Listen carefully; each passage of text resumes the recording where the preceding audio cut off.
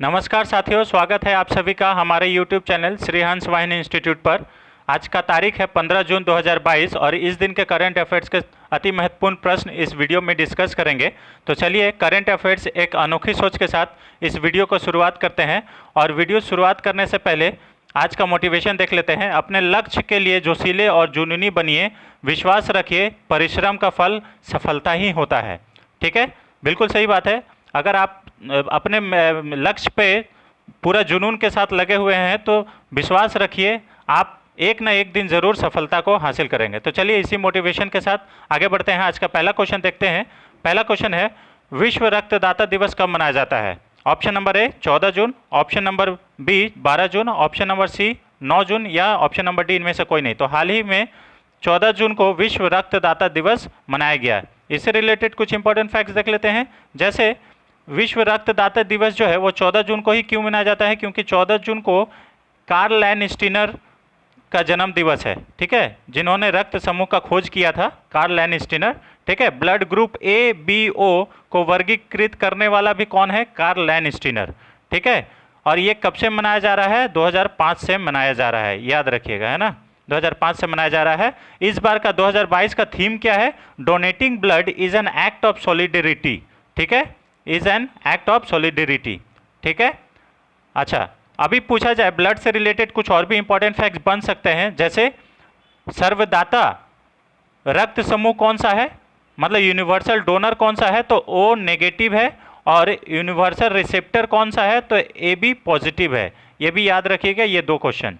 ठीक है, रक्त क्या है? तो एक लिक्विड कनेक्टिव टिश्यू है, एक तरल संयोजी उत्तक है। ठीक है, उसी प्रकार से ब्लड सर्कुलेशन का खोज किसने किया था? रक्त परिसंचरण तंत्र का खोज किसने किया था? तो विलियम हार्वे ने किया है। ये भी याद रखिएगा, बहुत इंपॉर्टेंट क्वेश्चन है। यहाँ पे जून का कुछ इंपॉर्टेंट फैक्ट्स दिए हुए हैं। जैसे 1 जून को विश्व दुग्ध दिवस मनाया जाता है, 2 जून को तेलंगाना स्थापना दिवस मनाया जाता है, 3 जून को विश्व साइकिल दिवस मनाया जाता है, 5 जून को पर्यावरण दिवस मनाया जाता है, 6 जून को रूसी भाषा दिवस मनाया जाता है, 7 जून को विश्व खाद्य सुरक्षा दिवस मनाया जाता है, 8 जून को विश्व महासागर दिवस मनाया जाता है, 9 जून को विश्व पर्यटन दिवस मनाया जाता है, 12 जून को बाल श्रम निषेध दिवस मनाया जाता है और 14 जून को विश्व रक्तदाता दिवस मनाया जाता है। ये जून के इंपॉर्टेंट फैक्ट्स है, जो इंपॉर्टेंट दिवस है, किसी भी एग्जाम में पूछे जा सकते हैं, इसे याद रखिएगा। नेक्स्ट क्वेश्चन पर चलते हैं। क्वेश्चन नंबर 2, हाल ही में IWF विश्व युवा चैंपियनशिप 2022 में स्वर्ण पदक जीतने वाले पहले भारतीय भालोत्तोलक कौन बन गए हैं? तो हाल ही में गुरु नायडू सेनापति जो है IWF विश्व युवा चैंपियनशिप 2022 में स्वर्ण पदक जीतने वाले पहले भारतीय भारोत्तोलक बन गए हैं। इसका ऑप्शन नंबर ए इज सही होगा। ठीक है, इज करेक्ट। इससे रिलेटेड कुछ इंपॉर्टेंट फैक्ट्स देख लेते हैं। जैसे इसका जो आयोजन है, IWF विश्व युवा चैंपियनशिप 2022 का आयोजन जो है वो मैक्सिको में किया गया था, इसका आयोजन। ठीक है, इसमें जो गुरु नायडू सेनापति है स्वर्ण पदक जीते हैं, गोल्ड मेडल, और कौन सा कैटेगरी में? तो 55 किलो कैटेगरी में ये जीते हैं। विश्व मुक्केबाजी चैंपियनशिप की बात करें तो इसमें स्वर्ण पदक अभी हाल ही में कौन जीती है? तो निकहत जरीन जीती हैं स्वर्ण पदक विश्व मुक्केबाजी चैंपियनशिप 2022। ठीक है, ये सब जो भी चैंपियनशिप के बातें बोल रहे हैं 2022 का, ये इंपॉर्टेंट है, किसी न किसी एग्जाम में ज़रूर पूछा जाएगा, तो इसे आप नोट डाउन जरूर रखिएगा। विश्व मुक्केबाजी चैंपियनशिप 2022 कहाँ पे आयोजित किया गया था? तो इस्तांबुल में किया गया था इसका आयोजन। ठीक है, तुर्की के इस्तांबुल में। विश्व मुक्केबाजी चैंपियनशिप में सबसे ज़्यादा बार गोल्ड मेडल कौन जीती है? तो MC मैरी कॉम जीती है, ये भी याद रखिएगा। अगर आपसे पूछ ले कि कितनी बार जीती है, तो 6 बार जीती है ना MC Mary Kom. Tokyo Olympic में मीराबाई चानू कौन सी पदक जीती थी? तो सिल्वर मेडल जीती थी। और कौन सा कैटेगरी अगर पूछा जाए तो ये क्या है? 49 kg कैटेगरी में। ठीक है, और कौन सा खेल में? तो वेट लिफ्टिंग में, वेट लिफ्टिंग भारोत्तोलन। ठीक है, भारोत्तोलन ये जो है, मीराबाई चानू मणिपुर से बिलोंग करती हैं। ठीक है, नेक्स्ट क्वेश्चन पर चलते हैं। क्वेश्चन नंबर 3, हाल ही में राष्ट्रीय ई-गवर्नेंस सेवा वितरण मूल्यांकन 2021 रिपोर्ट के अनुसार दूसरे संस्करण में केंद्र शासित प्रदेश में कौन सा शीर्ष स्थान पर रहा है? देखिए, राष्ट्रीय ई गवर्नेंस सेवा वितरण मूल्यांकन 2021 रिपोर्ट, ठीक है, option number A Andaman Nicobar, option number B Jammu and Kashmir, option number C Puducherry, option number D Ladakh. तो इसमें क्या कहा गया, इस इंडेक्स में, इस मूल्यांकन रिपोर्ट में यह बताया गया कि गवर्नमेंट का सर्विसेज जो है कौन सा राज्य में, कौन सा यूटी में, केंद्र शासित प्रदेश में कितना लागू हुआ, कितना जमीनी स्तर पर वो उसे लागू किया गया है ना। तो इसमें यूटी के मामले में जम्मू एंड कश्मीर शीर्ष स्थान पर रहा है केंद्र शासित प्रदेश के मामले में।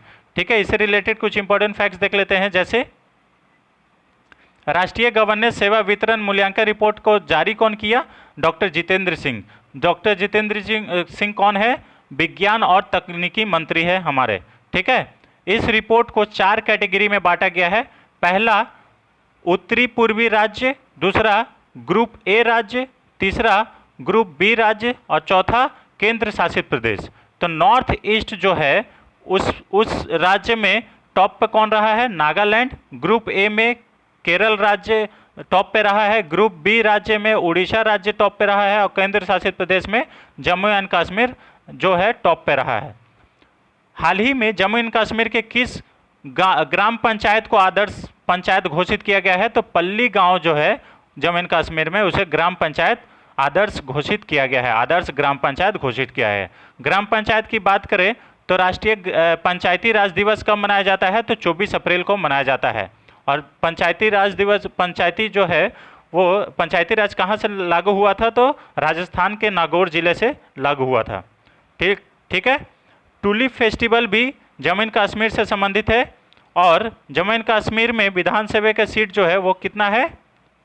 90 सीट है। अभी हाल ही में हम लोग कुछ दिन पहले डिस्कस किए थे कि एक खीर भवानी का मेला भी जम्मू एंड कश्मीर से ही संबंधित है। तो खीर भवानी का जो उत्सव है वो भी वहीं पे जम्मू एंड कश्मीर से संबंधित है। तो जम्मू एंड कश्मीर से कुछ स्टैटिक फैक्ट्स हो गए जिसे आप याद रखिएगा।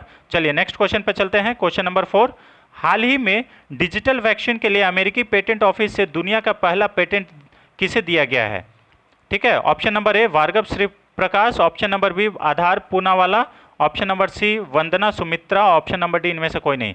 तो हाल ही में डिजिटल वैक्सीन के लिए भार्गव श्री प्रकाश को अमेरिकी पेटेंट ऑफिस से दुनिया का पहला पेटेंट दिया गया है। अभी यहाँ पे एक वर्ड आया है डिजिटल वैक्सीन, ये है क्या? डिजिटल वैक्सीन का ये मतलब नहीं है कि इंजेक्शन लगेगा। डिजिटल वैक्सीन का ये मतलब है कि 3 से 18 साल के बच्चों को ये बताया जाएगा कि जंक फूड का उपयोग कम करें और उससे कैसे लड़ना है उसके बारे में जानकारी दी जाएगी।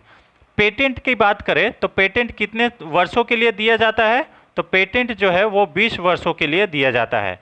पेटेंट कितने वर्षों के लिए मतलब इशू किया जाता है? 20 वर्षों के लिए। जीआई टैग भी 10 वर्षों के लिए दिया जाता है। जीआई टैग का फुल फॉर्म होता है ज्योग्राफिकल इंडिकेटर। इसका यह मतलब होता है कि ऐसे उत्पादन या कोई भी वस्तु जो किसी क्षेत्र विशेष में पाया जाता है उसे जीआई टैग दिया जाता है। जैसे मान लीजिए कोलकाता का फेमस क्या है? रसगुल्ला, कोलकाता रसगुल्ला है ना। दार्जिलिंग का फेमस क्या है? चाय है वहाँ का फेमस। ठीक है, उसी प्रकार से झारखंड का फेमस क्या है? कोहबर पेंटिंग है फेमस। तो ये सब क्या है? बहुत जीआई टैग मिलता है सारे जगह का।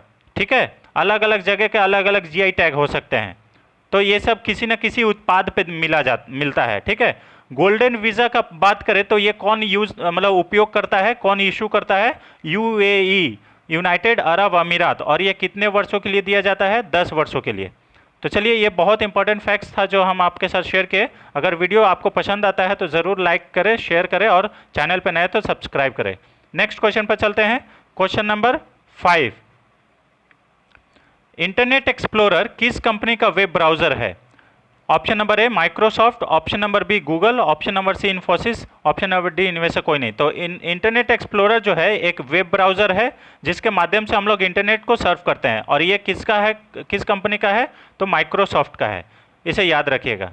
नेक्स्ट क्वेश्चन, इससे रिलेटेड कुछ इंपॉर्टेंट फैक्ट्स देख लेते हैं। माइक्रोसॉफ्ट कंपनी की वेब ब्राउज़र है इंटरनेट एक्सप्लोरर और इसे आज के दिन ही बंद कर दिया जाएगा। ठीक है, 15 जून 2022 को ये बंद हो जाएगा। इसका शुरुआत कब हुआ था? जो 1995 में इसका शुरुआत हुआ था। माइक्रोसॉफ्ट के सीईओ जो हैं सत्य नडेला, इन्हें अभी हाल ही में पद्म विभूषण 2022 से सम्मानित किया गया है। ठीक है, और गूगल के सीईओ सुंदर पिचाई को भी पद्म भूषण 2022 से सम्मानित किया गया है, इसे भी याद रखिएगा। माइक्रोसॉफ्ट सीईओ सत्य नडेला, इन्हें भी पद्म भूषण 2022 से सम्मानित किया गया है, और गूगल के सीईओ पद्म भूषण 2022 से सम्मानित किया गया है सुंदर पिचाई को, तो इसे याद रखिएगा। क्वेश्चन नंबर 6 क्या है, खेलो इंडिया यूथ गेम 2021 में कौन सा राज्य पदक तालिका में शीर्ष स्थान पर रहा है? खेलो इंडिया यूथ गेम्स अभी आपको मालूम होगा कि हरियाणा के पंचकुला में खेला जा रहा है, और इसमें पदक तालिका में भी हरियाणा टॉप पे रहा है। इससे रिलेटेड कुछ इंपॉर्टेंट फैक्ट्स देख लेते हैं। जैसे पदक तालिका में हरियाणा 52 मेडल्स के साथ शीर्ष स्थान पर रहा है, और दूसरे स्थान पर कौन रहा है? तो महाराष्ट्र रहा है, जो कि टोटल 45 मेडल जीता है। खेलो इंडिया यूथ गेम्स का शुरुआत जो है, पहली बार आयोजन जो नई दिल्ली में किया गया था, दूसरी बार आयोजन पुणे में किया गया है, तीसरी बार आयोजन जो है गुवाहाटी में किया गया था, और चौथी बार पंचकुला हरियाणा में इसका आयोजन किया जा रहा है। तो ये याद रखिएगा, बहुत इंपॉर्टेंट फैक्ट्स है। ठीक है, क्वेश्चन नंबर 7 में देख लेते हैं। हाल ही में भारत और किस देश के बीच 38वीं समन्वित गश्त कॉरपोरेट का आयोजन अंडमान सागर और मलक्का जलडमरू मध्य में किया जा रहा है? तो अभी हाल ही में इंडोनेशिया और भारत के साथ 38वीं समन्वित गश्त कॉरपोरेट युद्ध अभ्यास अंडमान सागर और मलक्का जलडमरू में किया जा रहा है। तो इसका सही आंसर हो जाएगा Indonesia. Option number A is correct. Corporate मतलब होता है कोऑर्डिनेशन पेट्रोल। कॉरपोरेट का क्या मतलब होता है? Coordination petrol. ठीक है, और अभी हाल ही में बांग्लादेश के साथ भी कॉरपोरेट युद्ध अभ्यास किया गया था, इसका भी यही मतलब है, कोऑर्डिनेशन पेट्रोल। ठीक है, ये याद रखिए। अब यहाँ से कुछ इंपॉर्टेंट जो है, बहुत इंपॉर्टेंट एक्सरसाइज यहाँ पे दिया हुआ है, इसे भी आप चाहे तो लिख सकते हैं या स्क्रीनशॉट ले सकते हैं। ये किसी न किसी एग्जाम में परमानेंट है कि छपेगा ही छपेगा। तो पहला नंबर क्या है? सिम्बेक्स।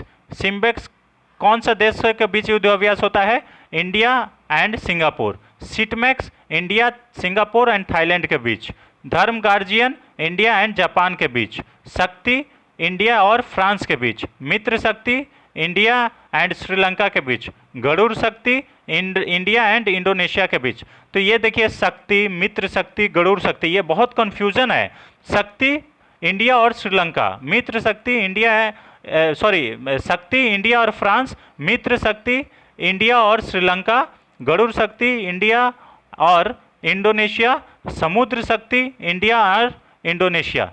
ठीक है, याद रखिएगा। संप्रीति इंडिया और बांग्लादेश, दस्तलिक इंडिया और उज्बेकिस्तान, खंजर इंडिया और किर्गिस्तान, और काजिंद इंडिया और कजाकिस्तान। तो ये बहुत इंपॉर्टेंट एक्सरसाइज है, जिसे आप याद रखें, चाहे तो लिख ले, बहुत इंपॉर्टेंट फैक्ट्स है, आप किसी भी ना एग्जाम में ये पूछा ही जा सकता है। ठीक है, और एक तो अभी हाल ही में जो न्यूज़ बना था कि जो इंडिया इतिहास रचा था, भारत ने इंडोनेशिया को हराकर कौन सा कप जीता है? तो वो थॉमस कप जीता है, ये भी याद रखिएगा, है ना, थॉमस कप जीता है। नेक्स्ट क्वेश्चन पर चलते हैं। Question number 8। हाल ही में रबाब फातिमा को संयुक्त राष्ट्र का अबर महासचिव नियुक्त किया गया है, यह किस देश की रहने वाली है? रबाब फातिमा संयुक्त राष्ट्र का अबर सचिव, अबर महासचिव, है ना। Option number A Bangladesh, option number B Afghanistan, option number C संयुक्त अरब अमीरात, ऑप्शन नंबर डी इनमें से ऑप्शन नंबर डी ईरान। ठीक है, तो रबाब फातिमा को संयुक्त